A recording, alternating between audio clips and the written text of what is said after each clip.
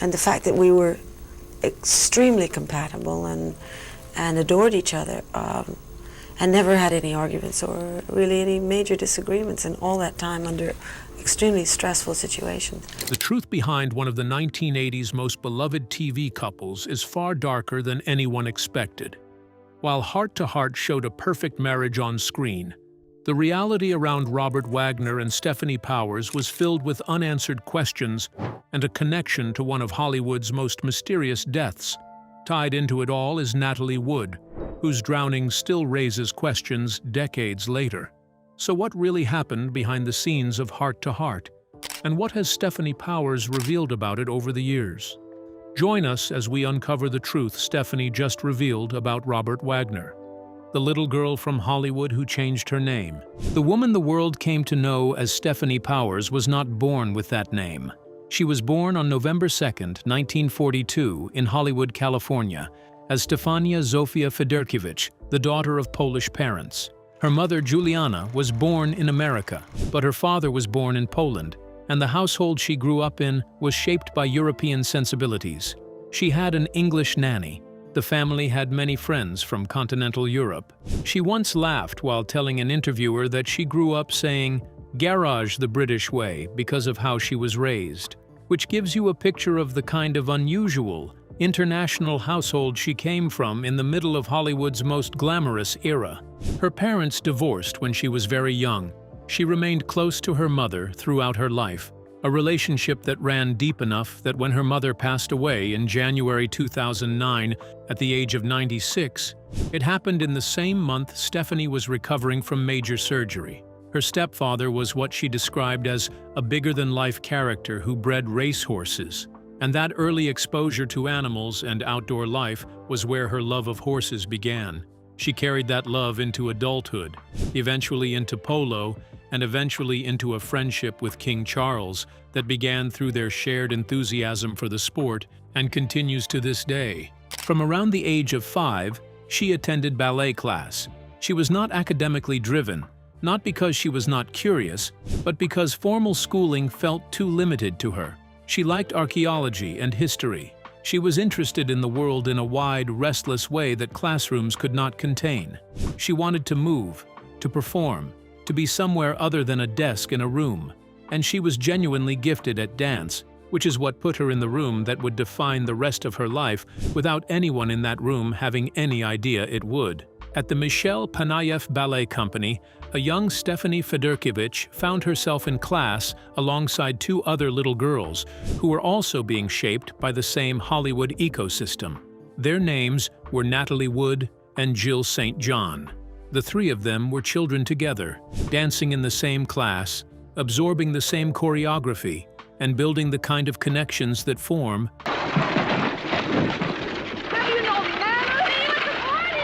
when you are young enough not to have any idea yet what your life is going to become. Jerome Robbins, the celebrated Broadway choreographer, was involved with the company, which tells you something about the level at which even children's performance education operated in Hollywood at that time.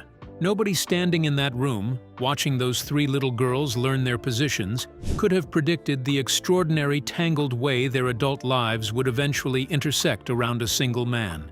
Not just professionally and not just as colleagues, all 3 would have deep, lasting relationships with the same person, Robert Wagner. Natalie Wood would become his wife, then divorce him, then remarry him, and die while they were married. Jill St. John would become his 4th and current wife, and Stefanie would become his closest professional partner, his co-star for a decade, and the friend who helped hold him together during the worst period of his life. All from the same ballet class. All from the same room. At 15, she began having difficulty continuing with ballet due to physical issues common among young female dancers, and her focus shifted toward acting and film. She was signed to a studio contract with Columbia Pictures at 16, and as was absolutely standard in the Hollywood studio system of that era, the name change came as part of the deal. Stefania Zofia Federkiewicz became Stefanie Powers, a name that was more commercially manageable for the American entertainment market. She initially experimented with the stage name Taffy Paul, which she thankfully abandoned before it could cause any lasting damage, to what would become a 50-year career. But the acting career she most desired was the beginning of everything. So the question is, what happened next? The show that changed everything. Columbia put her to work immediately, and over the next 5 years, she made 15 films for the studio. She appeared alongside John Wayne and McClintock in 1963, which gave her credibility in the industry at a very young age. She worked steadily and built a solid resume of film credits during a period when Hollywood was still operating under the old studio model, in which young talent was developed and deployed across multiple projects in quick succession. When MGM Television bought her contract from Columbia, they had a specific vehicle in mind. She would lead a new series called The Girl from UNCLE, a spin-off of the hugely popular The Man from UNCLE, in which she played a female secret agent at a time when female action leads were genuinely rare on American television. The role was significant. The character was capable, independent, and treated as a professional equal by the men around her, which was far from universal in the entertainment of that decade. The show debuted in 1966 and lasted only 1 season before being canceled. The aftermath was difficult in a way that most audiences never see. The failure of the series damaged her ability to get work for the next 2 years, which is how quickly a single canceled show could derail a career in the television industry of the 1960s. Studios and networks were cautious, and an actress associated with a show that had not connected with audiences was often quietly moved to the back of the consideration list. She recovered and spent the 70s building a substantial profile through guest appearances on television shows. She became one of those actors who seemed to be in everything. Get scared someone leave paradise, bring back civilization, spoil us natives. Well, now. Turning up in more than 200 guest roles across that decade, maintaining her presence and her craft, even without a starring vehicle of her own. This kind of consistent, varied work is actually one of the best ways to develop real acting ability, because you are constantly moving between different characters, directors, and production cultures. She was getting better all the time, even if the public was not fully registering her name yet. Robert Wagner had been working since the early 1950s, and was one of the genuinely charismatic leading men of his era. He had a quality that directors and producers repeatedly described as effortless, the word people use when an actor makes difficult things look natural. He had appeared on television and in film over multiple decades, and had a presence that worked particularly well for comedy and romance combined, which was precisely what Hart to Hart would require. She had already appeared alongside him once before, Hart to Hart, in an episode of his earlier series, It Takes a Thief, and they had gotten on well enough that the memory of working together stayed with both of them. When Hart to Hart was being developed, and the producers began looking for someone to play Jennifer Hart, Robert pushed for Stefanie despite initial resistance from the network, which felt she did not have the comedy skills the role demanded. He believed she could do it. He had seen it in the brief time they worked together, and he was willing to fight for her, which he did, going back to the producers and the network repeatedly until they agreed to at least meet with her properly. The network had considered several other names for the role of Jennifer Hart before landing on Stefanie. Lindsay Wagner, Suzanne Pleshette, and Kate Jackson were all in the mix at various points. The network also initially wanted Natalie Wood, Robert's wife at the time, to play Jennifer Hart alongside her real husband, Jonathan. Robert himself felt that audiences would not respond well to watching a real married couple pretend to be fictional characters in the same relationship, and producers agreed. There was something about the idea that felt self-conscious, undermining the fantasy the show was trying to create. Natalie appeared briefly in the pilot episode as an actress playing Scarlett O'Hara, a small cameo that gave the premiere a pleasant bit of publicity without creating confusion about her as the lead. And then there is the detail about Jonathan Hart's casting that most viewers have never considered.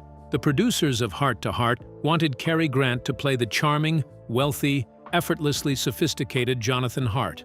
Grant was 75 years old in 1979 and had not appeared in a film since 1966, despite multiple attempts by various productions to tempt him back into acting. He declined Hart to Hart, as he had declined everything else. He was retired and intended to remain so. The producers concluded that the closest available equivalent to Grant's particular combination of charm, elegance, and comic timing was Robert Wagner, and went with him instead. Long time between dates. Well, they're gonna make a lot of pas de deux together. The comparison was a compliment that Wagner carried with genuine pride. The show premiered on August 25, 1979. The response was not immediately explosive, but it grew steadily as audiences discovered the warmth between the two leads and the pleasantly escapist fantasy of watching a glamorous, wealthy couple solve crimes while remaining entirely devoted to each other. At its peak, the show ranked in the top 17 series on American television. It ran for 5 seasons, produced 111 episodes, and remained so beloved long after its 1984 conclusion that it eventually returned for 8 reunion television movies in the 1990s. The show was set in a world where marriage was still exciting, where a husband and wife could be best friends and partners in adventure, and where nobody had affairs and nobody screamed at each other over the breakfast table. It was a fantasy, and audiences embraced it completely. But behind that polished image, a real relationship was forming between its two leads that viewers were never meant to fully understand. So what was really developing between Stefanie Powers and Robert Wagner beyond the cameras? The real relationship nobody expected. What Hart to Hart gave audiences was the fantasy of a marriage that was exciting, romantic, and endlessly affectionate. What it gave Stefanie Powers and Robert Wagner was something considerably harder to define, but equally real and far more lasting. They were not a couple. They were clear about that from the beginning, and they have been clear about it ever since the show ended. Robert was married to Natalie Wood when production began. Stefanie was in a serious long-term relationship with Oscar-winning actor William Holden. The idea that they were romantically involved was a story the press wanted, and both consistently rejected, over many years of being asked the same question in slightly different forms. What they were, as Stefanie has described in multiple interviews over the years, was more like siblings who genuinely liked each other. She said that when they were working together on set, they would get into laughing fits so severe that the director would have to stop production and send them both home to collect themselves before the scene could continue. She described the chemistry between them as something she would bottle and sell if she could only identify what it was made of, because she genuinely could not explain why it worked so well between two people who had no romantic involvement and came from completely different backgrounds and experiences. They worked 14-hour days. They traveled together for location shooting in places as far apart as Maui, Athens, and London. They spent years effectively living in each other's professional orbit in a way that only people who work together that intensively and for that long can fully appreciate. The relationship that forms between co-stars who spend that much time together has no clean equivalent in ordinary life. You know each other's habits, rhythms, jokes, and breaking points in a way that most friendships never reach. And through all of it, they maintain the kind of genuine partnership that is rare in an industry that tends to burn through human connections at an extraordinary rate. Robert has said that working with Stefanie was the fullest professional relationship he has ever had.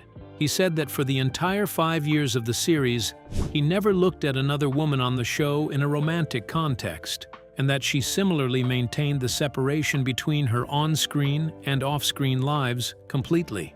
The goal they had set for themselves and for the show was to preserve the relationship between Jonathan and Jennifer Hart. Well, before you call, maybe we can have Yuri come in. Max, is Yuri still out there? No, he just took off in the station wagon.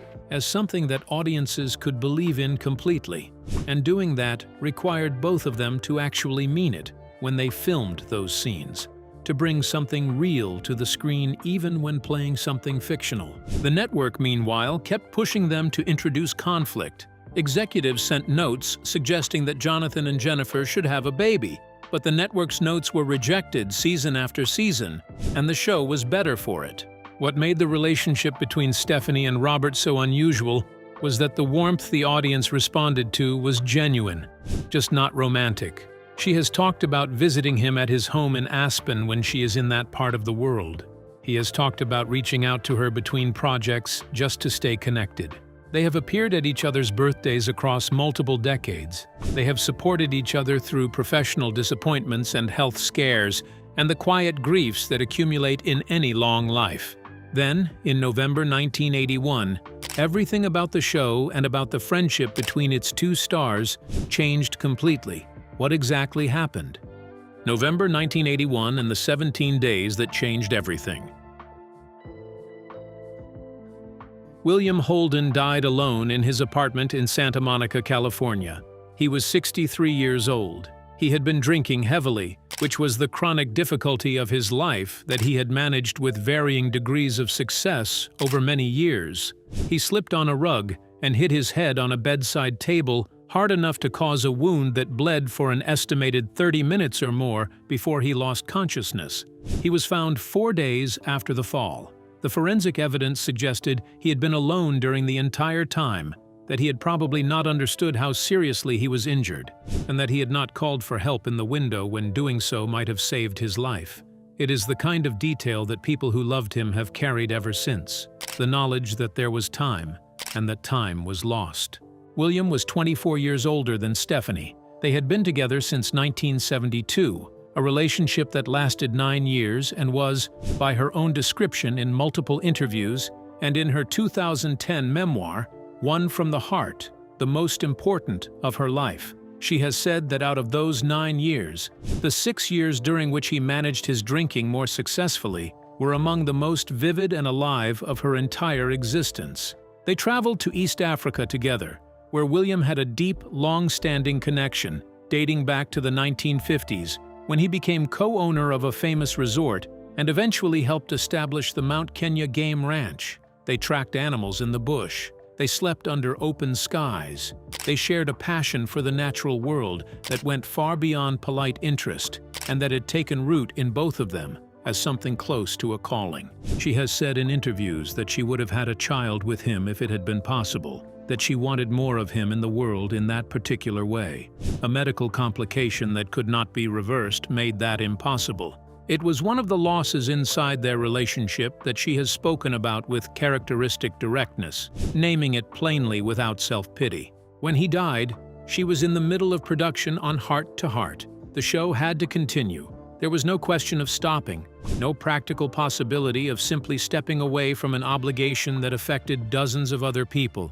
And then, just 17 days later, on November 29, 1981, Robert Wagner lost his wife, Natalie Wood, who drowned near Santa Catalina Island during a weekend sailing trip on the yacht Splendor. She was 43 years old. She was found floating in the water the following morning, wearing a nightgown and a down jacket, some distance from the boat. Stefanie has described the experience of those weeks as 2 body blows in sequence, each one arriving before she had recovered from the first. Both deaths happened within the same month of the same year. Both people who died were personally connected to her. Your Honor's friend? Natalie had been a friend since childhood ballet class, the little girl she had danced alongside and grown up near. William had been her closest companion for nearly a decade. And the man sitting across from her on the set every single day was experiencing his own grief at a depth that she could directly understand, because she was inside her own grief at exactly the same time. She has said that she and Robert leaned on each other during that period in a way that is genuinely difficult to describe. They understood they had made a commitment to the show and to the audience, and that the people they had lost would have been the first to tell them the show had to go on.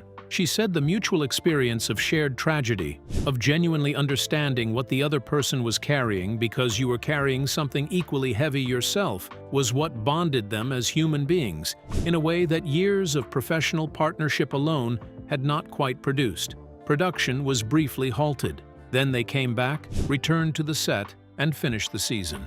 Robert went on to find comfort with Jill St. John, the third woman from that childhood ballet class, whom he began seeing in early 1982 and eventually married in 1990. She has been his wife ever since, and their marriage has lasted longer than all 6 of their previous individual marriages combined. Stefanie went on to do the thing she had promised William she would do with the life they had imagined building together on the other side of the world. So how did she turn that promise into something that has lasted more than 40 years? What she built after he died.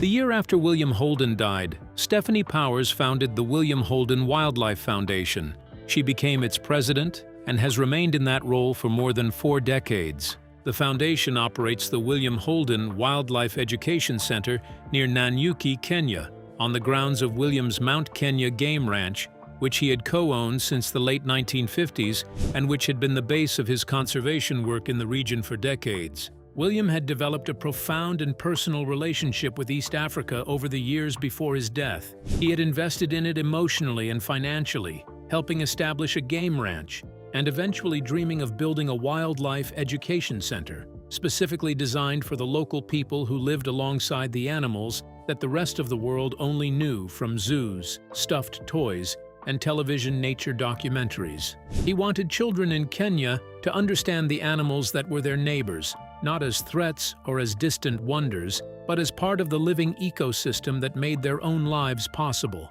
He did not live long enough to see it built. Stefanie built it for him. The center combines wildlife conservation with environmental education, working with local students and communities to build understanding of biodiversity and the relationship between healthy natural systems and the human beings who depend on them. The mission statement she has quoted in many interviews is wildlife conservation through education and the promotion of alternatives to habitat destruction. Word of what? I think I can explain a little better down at my office. She has said that it is something William believed in so completely that she feels his presence in the work even now, more than 4 decades after his death. She divides her time between California and Kenya, living the dual life that the foundation requires, and she has described both places as home.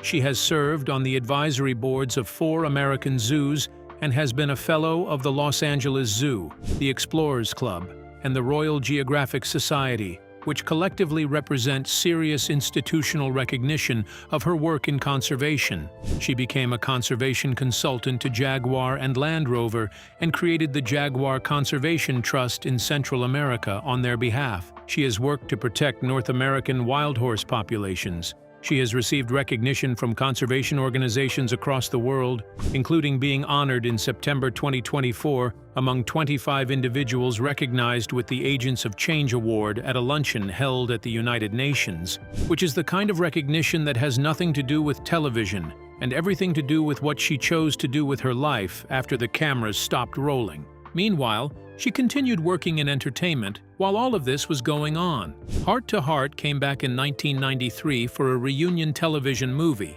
and the reunion was popular enough with audiences that 8 total television movies were eventually produced over the following 3 years. She and Robert also appeared together on stage multiple times throughout the 1990s. Including in a production of Love Letters in London, a play that follows 2 characters who maintain a complicated, long-distance relationship across 40 years, through letters and then emails. The choice of that specific material, given the nature of their genuine friendship across genuine physical distance, had a meaningful resonance that audiences may not have fully recognized. She appeared in Annie Get Your Gun, Oliver, The King and I, and Looped, among other stage productions across both the United States and the United Kingdom through the 1990s and the 2000s. She was a contestant on the British reality series I'm a Celebrity, Get Me Out of Here in 2011, where she was the first person eliminated that season. She has continued to work in smaller roles and special appearances in the years since, never disappearing from the public entirely, but also never chasing the kind of high-profile stardom that Hart to Hart once provided. And then, in November 2008, she received a diagnosis that added yet another chapter to a life that had already survived more than most people ever face. The challenging years she faced privately. Stefanie Powers had smoked cigarettes for approximately 20 years. In November 2008, she was diagnosed with alveolar cell carcinoma, which is a specific and serious form of lung cancer. She underwent surgery in early 2009 to remove part of her right lung. That same month, January 2009, her mother died of pneumonia at the age of 96. 2 significant losses and a major medical procedure compressed into the same short stretch of time. which is a particular kind of cruelty that does not announce itself in advance. She survived the cancer and made a full enough recovery to continue her work with the foundation and her occasional work in entertainment. She has spoken about the illness in interviews with the directness that has always been one of her most recognizable qualities in public. She acknowledged the connection to her smoking history without evasion, described the surgery and its aftermath with the matter-of-fact honesty of someone who has faced genuinely difficult things before and found a way through them, and moved on to the next subject without dwelling. After William's death, and before the cancer diagnosis, she had entered into another significant relationship with Tom Carroll, a senior auditor at Prudential Financial who had no connection to the entertainment industry. They were together for 14 years, never married, and by all accounts, the relationship suited both of them. He died in August 2014. She had also briefly married, in 1993, a French agricultural biologist and aristocrat named Patrick de la Chesnay, and that marriage ended in divorce in 1999. She has no children, which she has discussed directly and without apparent bitterness, acknowledging it as part of the shape her life took, rather than treating it as a wound. What she has instead of children is the foundation and the friendship with Robert, and the particular kind of resilience that comes from having loved people deeply and lost them repeatedly, and from finding a way to channel what you felt for them into something larger than grief. It is not a substitute for what was lost. She has never suggested that it is. It is simply what she chose to do with the time that remained after the losses accumulated. She spoke in 2024 about having seen Robert just 2 days before a particular interview. She said that every time they get together, they find themselves asking each other whether the other remembers some specific moment from years ago, and that what keeps surfacing are little memories they had not thought about in a long time. Small things from the set, specific jokes, the particular way certain guests arrived on location. We found ourselves bereft of stuntmen and women, and certainly not enough. She described Hart to Hart as a gift because it played to both of their sensibilities in a way that few professional experiences do for any actor. She described their rapport today as very unusual and very wonderful, which are words that gesture at something without fully explaining it, because there is no standard explanation available for what they share. But there is one subject that has followed this story for 40 years, and no conversation about Stefanie Powers and Robert Wagner is complete without addressing it directly. So what does she actually say about Natalie Wood? The incomplete revelation. Natalie Wood's death has never been closed as a case. It has remained one of Hollywood's most enduring and genuinely painful mysteries, reopened, debated, and investigated at various points over 4 decades without ever reaching a conclusion that fully satisfies anyone involved. Natalie drowned near Santa Catalina Island on the night of November 28th, moving into the early hours of November 29th, 1981. She was on the yacht Splendor with her husband, Robert Wagner, actor Christopher Walken, and the boat's captain, Dennis Davern. She was found floating in the water the following morning, having apparently gone overboard during the night. The original finding was accidental drowning. The investigation at the time was brief, and the case was closed quickly. The case was reopened in 2011 after Davern came forward to say he had lied to investigators during the original inquiry. He said he believed Robert was responsible for Natalie's death, and that in the hours after she went missing, no serious effort was made to locate her, that a searchlight was not turned on, and that no one raised an alarm with the Coast Guard until the following morning. These are specific claims that had specific implications for what may or may not have happened that night. In February 2018, the Los Angeles County Sheriff's Department officially named Robert a person of interest in the case. Lieutenant John Corina told CBS at the time that investigators considered Robert more of a person of interest now than at any previous point because he was established as the last person known to have been with Natalie before she disappeared, and because his version of events had been described by investigators as not matching the accounts of other witnesses in consistent ways. The Los Angeles County Coroner's Office had already changed its official finding on Natalie's cause of death in 2013 from accidental to undetermined, citing unexplained bruising and scrapes on her body that had not been fully addressed in the original investigation. Robert has denied any involvement throughout all of this. He has said that Natalie's death was the worst thing that ever happened to him, and that the reopening of the investigation and the public accusations from Davern and from Natalie's younger sister, Lana Wood, have caused his family sustained and unnecessary pain. His representatives have been characteristically firm in pushing back against the people making the accusations. Stefanie Powers has been asked about this situation in virtually every significant interview she has given over the past 4 decades. Her answers have been consistent without being perfectly identical from one interview to the next, and that consistency, combined with the particular language she uses, is itself revealing in its own way. After hearing all of this, what do you think about Stefanie Powers and everything she has been through? Do you think her refusal to speak about Natalie Wood's death is a sign of loyalty to Robert? Or do you think there is something more complicated behind it? And is there someone from this era of Hollywood whose full story you want us to cover next? Share your thoughts with us in the comments section. Remember to like, share, and subscribe for more. Also, click the next video showing on your screen. You will enjoy it.